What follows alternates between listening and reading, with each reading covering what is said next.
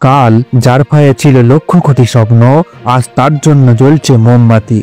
Diego জোটা শুধু একজন footballer না, একজন স্বামী, বাবা, ভাই, আর এখন তিনি স্মৃতি। জীবনের মঞ্চে তিনি ছিলেন নায়ক, কিন্তু বাস্তবে রাস্তায় শেষটা এত নির্মম হবে কেউ কল্পনা করেননি।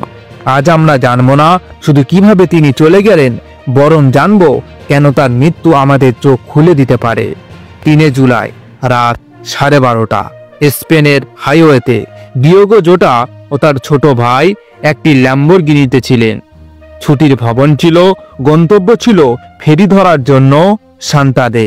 হঠাৎ গাড়ির সামনের ডান দিকে টায়ার ফেটে যায়। গতি তখন প্রায় 180 কিলোমিটার। গাড়িটি নিয়ন্ত্রণ হারিয়ে গাছের সঙ্গে সোজোরে ধাক্কা খায়। এরপর আগুন, তারপর নিঃশব্দতা। যে গাড়িতে তারা ছিলেন যেটা একসময় ছিল স্টাইলের প্রতীক, কিন্তু দুর্ঘটনার পর সেটাই হয়ে দাঁড়ালো তাদের কফিন। আগুন ছড়িয়ে পড়ে পুরো গাড়িতে। দেহ দুটি এমনভাবে পুড়ে যায়, শনাক্ত করতে হয় ডিএনএ টেস্টের মাধ্যমে। দুনিয়া জোড়া সংবাদ মাধ্যমে ছড়িয়ে পড়ে খবর, কিন্তু পরিবারের জন্য সেটা ছিল এক দুঃস্বপ্ন যার থেকে ঘুম ভাঙে না কখনো। ডিয়েগো জোটা লিভারপুলে শুধু স্ট্রাইকার ছিলেন না, ছিলেন ভরসা, একজন যোদ্ধা। মাত্র 28 বছরে পর্তুগালের জাতীয় দলে অন্যতম সেরা তারকা হয়ে উঠেছিলেন। তার গোল, তার হাসি, তার মাঠে নামার আগ্রাসন সবটাই ছিল অনুপ্রেরণা। আজ তার শূন্যতা শুধু লিভারপুল না, পুরো ফুটবল দুনিয়া অনুভব করছে।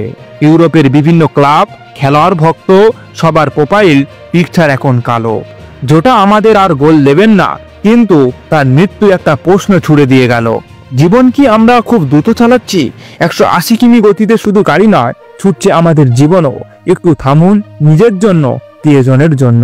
ডিয়েগো জোটা চলে যাও কেবল একটা মৃত্যুর খবর না, এটা একটা জেগে ওঠা।